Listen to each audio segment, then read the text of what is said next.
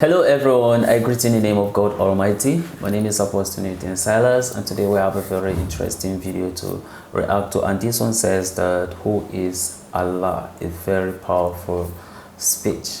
Okay, so if today happens to be the first time of you checking out my channel, don't forget to subscribe to my channel and follow me on my Facebook and Instagram. And if you have any video you want me to react to, don't forget to drop it at the comment section and I'm going to check it out. So guys, before we get on to the video, I'm a theologian and I make this video not to discredit anyone's religion.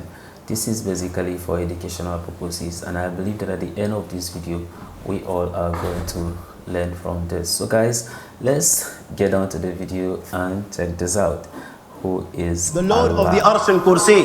We're talking about the Lord of the worlds. Alhamdulillah Rabbil Alameen. We're talking about the Lord of the entire universe and beyond.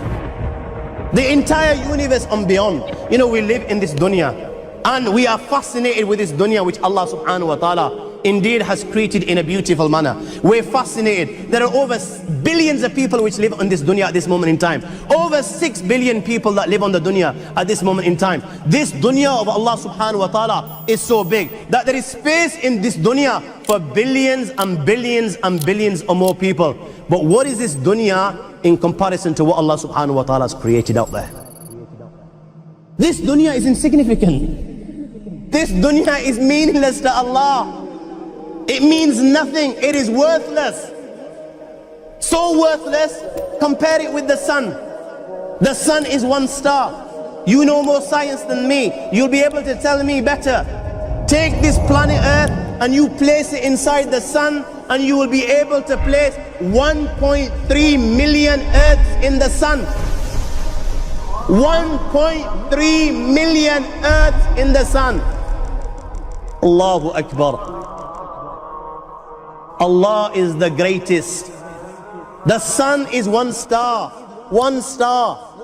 There are stars out there which are millions of times bigger than the sun. You tell me this, that you need millions and millions of stars to make one galaxy. And then you tell me this, that there are zillions of galaxies out there. Let me tell you on top of this, my friend, after this, whatever you see above, when you raise your head and you look above, whatever you see above, the zillions and zillions and zillions of galaxies, let me tell you, this is everything there is within the first heaven. Everything there is within the first heaven, and Allah is the creator of 7 heavens. 7 heavens. And the distance between the first heaven and the second heaven is 500 years. You know, the distance that can be covered in 500 years, at what speed? Only Allah knows. Only Allah knows. But it will take 500 years to get from the first heaven to the second heaven. 500 years from the second to the third, third to the fourth, fourth to the fifth, fifth to the sixth, sixth to the seventh. Every time it will take 500 years. After the 7 heavens, وَسِعَ كُرْسِيُّهُ السَّمَاوَاتِ وَالْأَرْضِ. You all read the Ayatul Kursi. You all know the Ayatul Kursi. After this, you have the Kursi of Allah. You have the chair of Allah subhanahu wa ta'ala. You know these 7 heavens that we've just talked about, in comparison to the Kursi of Allah, they're non-existent. They're meaningless. Rasulullah sallallahu alaihi wasallam has given an example in a hadith just to give us a little bit of understanding with regards to the 7 heavens in comparison to the Kursi of Allah. Take a ring from your finger, take it off, the small ring that you have, and place it, let's say, in a desert, the Sahara Desert. It's the biggest desert in the world.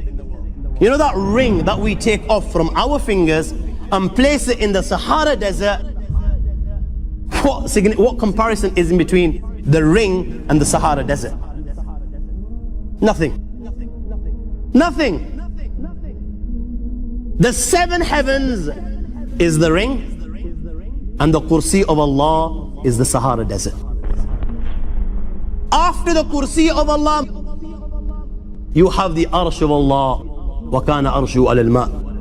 You have the arsh of Allah. Again, Rasulullah has explained, so just so that we can understand.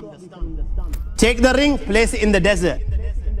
This time, the ring is the kursi and the arsh is the desert. What is the kursi in comparison to the arsh of Allah? Nothing. Then you have angels which carry the arsh of Allah. Their heads are in the seventh heaven and their feet are in the lowest earth. My friends, then you have the Lord of the arsh and kursi. لا تدركه الأبصار وهو يدرك الأبصار وهو اللطيف الخبير. He is beyond the size of Allah, who Allah is, what Allah is. The greatness of Allah is beyond the comprehension of my little mind. This is the being that you and I are messing with. الله لا إله إلا هو الحي القيوم لا تأخذه سنة ولا نوم له ما في السماوات وما في الأرض من ذا الذي يشفع عنده إلا بإذنه يعلم ما بين أيديهم وما خلفهم ولا يحيطون بشيء من علمه إلا بما شاء وسع كرسيه السماوات والأرض ولا يؤوده حفظهما وهو العلي العظيم.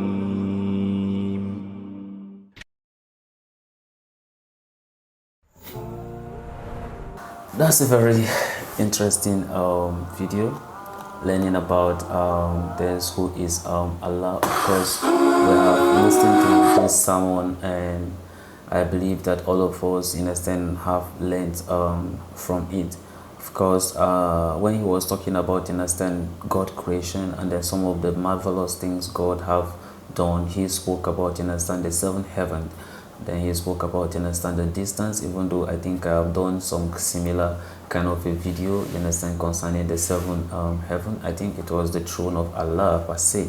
But this one is about, you understand, who is Allah. We could look at, you understand, his power, his the majesty, the mighty, indeed the self-sufficient being. Now, when you begin to look at some of God's creation and then some of the things he do and how he was able to make them, those things in a start will make you to start thinking on how did God was able to do this kind of a thing. That's why I used to say that when it comes to things that has to do with God, they are just beyond human comprehension. And that's why when you look at it, he was talking about the distance between the first heaven and then the second heaven, and it says that the distance is what, 500 years, and that's how you begin to count the 500 years from one heaven to second heaven up to 7. Now, if you look at it, you understand that 500, if we should be multiply it, and then it means that we need 3.5 million years for you to be able to travel between the first heaven to the last one. And then now at whatever speed, we do not know. It's only God that knows. Is it the speed of light that the rocket used to travel with? We do not know, which is a 3.0 times 10 raised to the power of minus 8 meters per second. Is it that one that they use at the rocket? That's the escape velocity it used to travel to the space? We do not know. It's only God that understands some of these things, but we humans, we do not know. And that's why, you understand, when you look at God's creation, even here, if you look at it, you understand closely, you understand how God is able to create all these universe, some of these things, and that we can even see even here on this very earth. And then you begin to ask yourself so many questions, and that's why the answers is only found in God. And sometimes we can't even find the answers as far as we are still here in this flesh, in these mortal bodies. We can't be able to get some of these answers until when we meet our maker. That's when we can be able to see or know some of the answers of the questions we have been asking ourselves. Sometimes you could look at it and then somebody will say, does God exist? Okay, did anything just happen to exist on its own? No, everything you're saying comes to existence, in a sense, just by God's power. And that's why it says that if you look at it, of course, we all know that what the sun is a stars. If you just go out, in a sense, at night and then you look at the sky, right, what did you see? You see millions of, you understand, stars over there, right? But then look at it, understand, as the this earth that we are, right, that revolve, you understand, around the sun. So you could see that, you understand, in those galaxies, right? When we say it's a combination of stars, when we look at the galaxies, we look at the sun per se. That's if we pick that very one sun, right? And then this video is making us to understand that, like, you need to put at least 1.3 million, you understand, of the earth before they can be able to cover. That's why it's like, it's just like you carrying a ring and put it in the Sahara Desert. What difference does it make? So it means, like, while you are here on this very earth, it's just a privilege that you are even alive. In fact, it's a privilege for you to be called and says that, hey, worship God. Just see that, you understand, as a privilege. Don't see it as, oh, this thing is being put under, or they are putting me under compulsion to do this or do that, to worship God, do this and all that. No, that's a privilege, because there are a lot of things that wish to have this privilege. In fact, there are a lot that have already been buried that wish to even have this privilege to do this, but they didn't have it. They are dead. Now you have the privilege. So what are you supposed to do? You are supposed to worship what? This maker. Even though he does not even need my worship, he does not need your worship. It's your own way of showing appreciation of you being alive, or him even creating you. That's why you go before him and then you worship him. He don't need your worship. Come on, God has created so many things. You know, there are so many things, in a sense, who are out there, in a sense, wishing to have that privilege of you having this breath and even breathe. Like, what makes you think that somebody have to tell you to go and worship God before you do so? We all know inside us that there is God. We all know that all these things didn't come to existence. But it is Shaitan in the other way around that uses his antics, in a sense, to deceive some of us, right? And they make some of us to begin to act in contrary to how God have already says that we should act. We are here and then there's a purpose. Now he'll find a way of making us get engulfed by some of the material things that are happening here on this very earth, and at the end of the day we end up losing our soul. This is the plan of the enemy against the children of God. So why are we disappointing God? Like, why? Nobody needs to even go and tell you that, hey, go and worship before you go and worship. You are supposed to know. If you know, you understand your maker, then you don't even need anyone to come and tell you anything before you do. There are things that we're supposed to even do it on our own. But very unfortunate for the enemy. He just find a way of, you know, getting ourselves, you understand, involved in some of the things, you understand, he do. And that's why, you understand, you see us, you understand, going through so manner of things. But anyway, the grace of God is going to help us. But then all I just wanted to understand is that for that mercy of God to operate in us, it means that we need to make an effort. Don't just sit on your own, okay? You need to make an effort. Make an effort. And even if you sin, go for forgiveness. Never says that because I have sinned and I know God is going to forgive me, so that you just die inside, and, you know, you don't have to do so. Always go to God. Seek your forgiveness. He's just and he's going to forgive you of all your unrighteousness. So guys, this is the end of my video. If you like my reaction, you should like, share and subscribe. And if you have any video you want me to react to, don't forget to drop it at the comment section and I'm going to check it out. So guys, you remain blessed and I see you in my next video.